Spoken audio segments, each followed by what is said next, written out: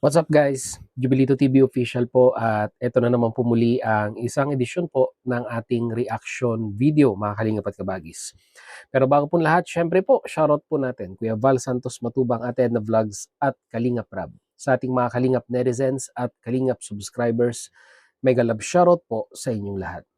So ito na nga mga Kalingap at kabagis, no? For today's reaction video, magawa lang po tayo ng reaksyon at muli po pagbibigay ng ating personal opinion, POV ika nga, regarding po dito sa ika nga'y pagkalampag, no, mga kalingap at kabagis, ng Karaba in regards po sa mga kalingap partners natin na gumagawa po ng kanilang mga charity works sa kanilang mga official YouTube channel.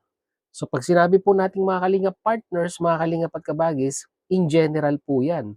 Basta miyembro ka ng kalingap or affiliate ka ng kalingap at uh, binansagan kang isang kalingap partners, mga kalingap at kabagis, ay pasok ka po, no? Or yung tinatawag nating kalingap charity vloggers, ay pasok ka po dito po sa ginagawang pagre-review ng Karaba, mga kalingap at kabagis.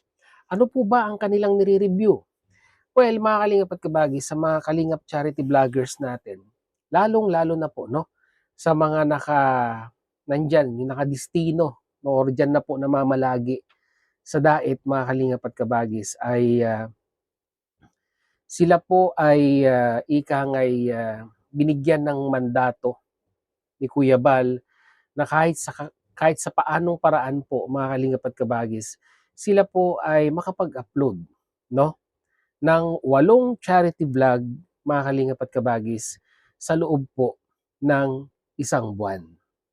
So, sumatotal, ang lumalabas, kailangan po, meron po silang 2 charity vlog na ina-upload po sa kanilang channel kada linggo, mga kalingap at kabagis. Dahil po sa isang buwan ay meron pong 4 na linggo, so sumatotal po, kailangan po nila ng 8 sa isang buwan. At dito po, mga kalingap at kabagis, ay may mga inassess po, no? May mga inassess po itong mga kasamahan po natin sa Karaba na sila Teacher N, sila Gandang Emmy, si Darlene at si Kuya Noli, na meron po silang mga binanggit na mga pangalan na ika nga'y mga nagustuhan nila, pasado po sa kanilang assessment, and at the same time po ay meron din naman pong mga ika nga'y nagkaroon ng kulang or sabihin na nating hindi po nila namimit yung pong itinakdang guidelines ika nga na kailangan pong ma-achieve, no, ng mga kalingap charity vlogger natin sa kanilang pagcha-charity, mga kalingap at kabagis. So, may mga napangalanan sila Mr. J, sila Maria Cusinera, sila Dr. Lab, sila JP, at ito po, nabanggit din po, ito pong si Kabsat G. Lumags, mga kalingap at kabagis. Na di umano, base po sa kanilang assessment, ay parang ang nakita po nila sa loob po ng isang buwan, kung hindi po ako nagkakamali, correct me if I'm wrong, ay parang meron lamang po siyang isang charity vlog na in-upload sa kanyang channel with a span of 1 month, mga kalingap at kabagis. At majority po ng kanyang mga video upload ay patungkol po kay Kalingap Edo at sa mga iba pa pong ika nga'y personal vlog na ina-upload niya sa kanyang YouTube channel, mga kalingap at kabagis. At dito po sa recent na live streaming po ni Kalingap Gilo Mags ay hindi ko po masasabi kung ang sagot na ito ay ika nga'y mag-a-align sa pagiging isang Kalingap partners niya, dahil meron po siyang sagot dito na ika nga ay wag daw po siyang diktahan sa diskarte niya sa pagcha-charity, dahil nga po kung meron naman ay talagang nagcha-charity siya, mga kalingap at kabagis. Siguro po ipapanood ko po muna, mga kalingap at kabagis, yung unang part na ina-assess po ng Karaba ang mga kalingap partners natin sa kanilang mga charity works. Then, isusunod ko po, mga kalingap at kabagis, yung pong sagot ni Gilo Mags regarding dito. Then, saka po natin ipagpapatuloy, mga kalingap at kabagis, ang reaction video na ito. Kaya narito po mga kalingap at kabagis, panoorin po muna natin ito. Narito po yun. Ayun, kay Kuya Noli. Kuya Noli na na-assess. Sino-sino ang mga na-assess ni Kuya Noli? Nahuli ako nahuli ka. Kasi sabi nang tatakot ka daw. Wala ka naman dapat. Bakit ka natatakot, Sis Darlene? Pala. Joke lang. Sa totoo. So, ang na-assess ko ay si Joey the Great, Gilo Mags TV, Gabesera. Okay.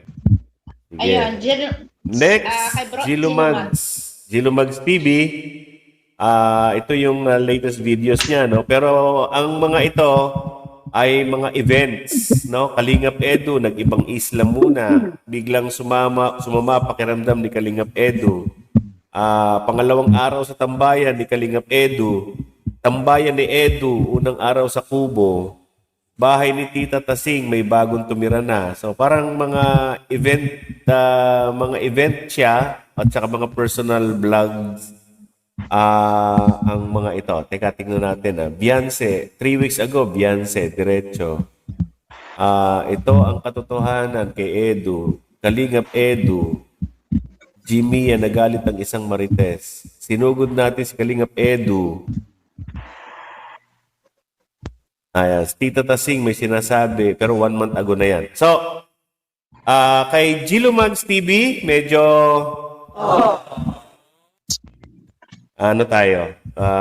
hindi natin nakita na may charity siya for the last 30 days. Walang charity si Gilo Mags. Katakot siya. Kuya Gilo, dagdagan mo pa charity mo, sabi sa Karaba dapat maka-8 charity sa suporta kami sa iyo. Sige po, hindi lang 8 yan kapag may pang suporta. Saka hindi na nila ako kailangan utusan sa about sa pagcha-charity ko. Alam ko naman ang pagcha-charity. Walang dapat walang dapat mag-utos sa akin. Kasi kwako yan. Yan ang isa na kwako. Walang kahit sino mag-utos sa akin. Alam ko ang ginagawa ko. Pagdating sa pagtulong, basta mayroon, so tulad ng sabi ko, hanggat meron ako, yun, tuloy tayo. Pero yung utusan ako at bibigyan ako bibigyan ako ng limitasyon. Limitasyon yung quota. Ayoko yung ganon. Pinibigyan ako ng quota. May sarili akong mundo pagdating sa ganyan. Pero yung inuutusan ako, nabigyan ako ng quota. Bakit? Hawak na ba nilang buhay ko? So yun na nga, mga kalingap at kabagis, no? Parang ang lumalabas, mga kalingap at kabagis, ay sa akin po, it is my own point of view regarding po dito sa naging sagot ni Gilo Mags, mga kalingap at kabagis, dito po sa Karaba. Na ika nga ay, ang pinakaayaw na ayaw niya nga daw po ay yung nadidiktahan siya, mga kalingap at kabagis, sa kanyang, sabihin na natin sa kanyang pagcha-charity or yung diskarte niya po, no, mga kalingap at kabagis, sa pag-upload ng mga charity sa kanyang YouTube channel, mga kalingap at kabagis. Ang sa tingin ko naman po, mga kalingap at kabagis, no, tayo po ay nasa isang samahan, no? Tayo po ay nasa kalingap. At alam naman po natin na ang kalingap po, lalong-lalo na po yung inanunsyo po nila Kuya Bal Santos Matubang regarding sa inyong pagcha-charity, ay hindi naman po siguro masasabi nating pinepuwersa tayo, no, mga kalingap at kabagis, na gumawa ng charity works, no? Kumbaga ito po isang paalala lamang po ni Kuya Bal na parang sa mga nakakalimot po ay baka sa kahit papaanong paraan po ay ipakita natin, no, sa ating mga viewers na yung ipinunta natin niya sa DAIT ay nai-a-apply pa rin natin sa ating sa ating YouTube channel. Yun po yung pagcha-charity, mga kalingap at kabagis, no. I'm trying to step in, no, sa katayuan po ni Gilo Mags, mga kalingap at kabagis, sa mga pagkakataon na ito. Siguro po may punto po yung, sinabi pong kadahilanan ni Kuya Noli 'no, do'n po sa live ng Karaba na yon. Dahil nga po sabi niya nga po hindi po natin alam kung ano po ang ika ngang katotoo o yung totoong, kadahilanan kung, bakit po, gano'n lamang po yung kanilang, nai-a-upload na charity works 'no, sa kanilang mga YouTube channel. May mga deciding factor, mga kalingap at kabagis, kung bakit po gano'n ang nangyayari po 'no, sa isang charity vloggers. Bakit mas bumababa po ang kanilang mga number of views or kanilang mga charity works, mga kalingap at kabagis. And upon analyzing po 'no, sa analytics ng channel po ni Gilo Mags ay napakalaki po ng ibinaba ng kanyang number of views. Lalong-lalo na po, mga kalingap at kabagis, nung ito pong si Kalingap Rab ay, naglaylo po 'no, sa kanyang, main channel, and at the same time ay nalimitahan din po 'no, yung pagsama po ng mga K-boys, ng mga kalingap partners sa kanyang mga charity works, mga kalingap at kabagis. And at the same time ay yung recent na pangyayari dito po sa sinusuportahan ni Gilo Mags na love team, na alam naman po natin na ayaw na po magpa-vlog or kumbaga parang tapos na. Hindi ko na po babanggitin yung pangalan kasi bawal eh. Ay alam ko naman po na sinusuportahan, alam niyo naman po kung sino yung sinusuportahan ni Gilo Mags na love team, mga kalingap at kabagis, no?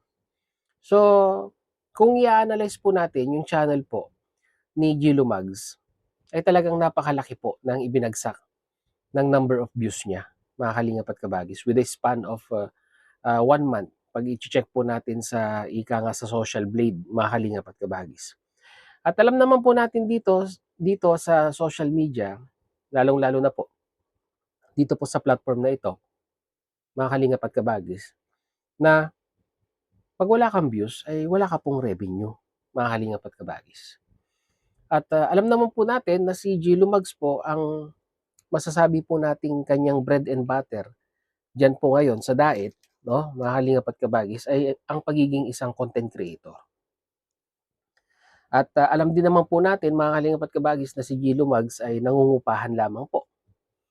At kung ikaw po ay nangungupahan, tapos ikaw po ay syempre magbabayad ka ng mga utilities, mga bills, internet, kuryente, tubig, upa ng bahay, pagkain sa araw-araw, no, mga kalingap at kabagis, ay parang sa sitwasyon po ng channel ni Gilo Mags ngayon ay parang talagang napakahirap pong abutin yung hinihingi pong requirements, mga kalingap at kabagis, ng mga kasamahan po natin sa Karaba. Although sinasabi po ng Karaba na yung simpleng ika nga'y binigay pong example ni Teacher N, na ika'y nagluto at binigyan mo yung kapitbahay mo, ay simpleng paraan na po yon ng ika nga'y pagcha-charity, mga kalingap at kabagis, no? Which is sa tingin ko po tama. Pero kasi, mga kalingap at kabagis, no, para sa akin po, ang nakikinita ko pong ang gustong mangyari ni Gilo Mags, mga kalingap at kabagis, ay yung talagang matulungan niya ng bonggang-bongga po siguro yung kanyang mga beneficiaries. Kumbaga parang tutulong talaga siya sa abot po ng kanyang makakaya. Hindi po yung tutulong lamang po siya para masabi po na meron po siyang charity sa kanyang YouTube channel. Ang nakikinita ko po, mga kalingap at kabagis, ay talagang ika nga ay kumbaga parang wala ring masasabi yung tinulungan mo dahil ika nga ibinigay mo yung 100% na effort mo sa pagtulong sa kanya. Yun po yung nakikita ko dito, mga kalingap at kabagis, no?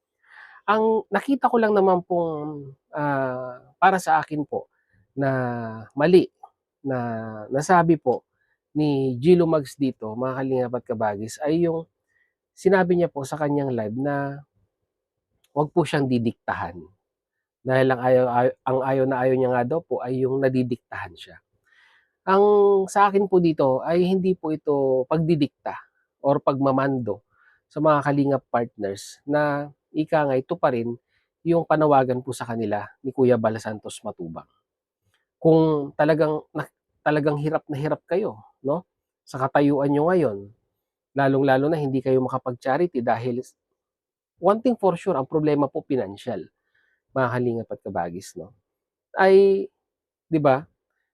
Siguro 'pag tayo po ay nagla-live or tayo po ay nag-a-upload ay puwede rin naman po nating iparating sa mga viewers natin ang ating kalagayan kaya kung bakit hindi po tayo nakakapag-charity, mga kalingap at kabagis, no? So, mauunawaan 'yan ng mga viewers, no? At, sa tingin ko 'pag, gano'n po ang sitwasyon ay 'di ba, may kuwan po, may mahabag or ika nga'y, gustong tulungan ang iyong channel para muling mabuhay ang iyong pagcha-charity. Which is yung sinasabi ko po na baka may mga sponsor na magka-interes na tulungan ka. Ang gano'n sa akin lang ay maging honest tayo sa mga viewers natin, 'no, mga kalingap at kabagis, in regards po sa sitwasyon natin kung bakit po, hindi po tayo nakakapag-charity. Ang isang kalingap partners na napaka-open po sa kanyang mga viewers, na napapansin ko po at naoobserbahan ko po ay ito pong si Kuya Andy, mga kalingap at kabagis. Prangka po siya sa kanyang mga viewers kung, wala po siyang charity works at, sinasabi niya po sa kanyang mga viewers ang dahilan kung bakit wala po siyang charity. It's either sa kanyang kalusugan or talagang wala siyang pang-charity, ika nga. Sabi nga po ni Kuya Bal, mga kalingap at kabagis, 'no, hindi ko po ito makakalimutan, 'no, tulungan mo muna ang sarili mo bago mo tulungan ang iba, 'no? Kasi ang hirap naman po, mga kalingap at kabagis, tumutulong tayo sa iba, pero yung sarili natin ay hindi po natin tinutulungan or hindi po natin natutulungan. Dapat po nagsisimula ang pagtulong sa mga taong minamahal natin or sa mga taong nakapaligid po sa atin. Yun lang naman po ang aking, analyzation dito sa mga bagay-bagay na yun. Hangga't sa akin, kung ganun po ay siguro po kung hindi naman mamasamain ni Gio Lumags, ay umakyat siya sa isa sa mga live ng Karaba at ipaliwanag yung kanyang sitwasyon. Pero yung sasabihan po na wag pong papakialaman or wag pong ika nga'y, yung kumbaga diskarte niya yon, mga kalingap at kabagis, ay siguro po ay, para sa akin po ay hindi magandang approach, 'no, sa ika nga'y ibinigay lang naman na mga na mandato sa Karaba po, 'no. Yun po'y tinutupad lamang po nila yung, gustong mangyari ni Kuya Bal Santos Matubang sa mga kalingap partners natin. Ika nga ay nating personal, mga kalingap at kabagis. Trabaho lamang po yung ginagawa po ng Karaba.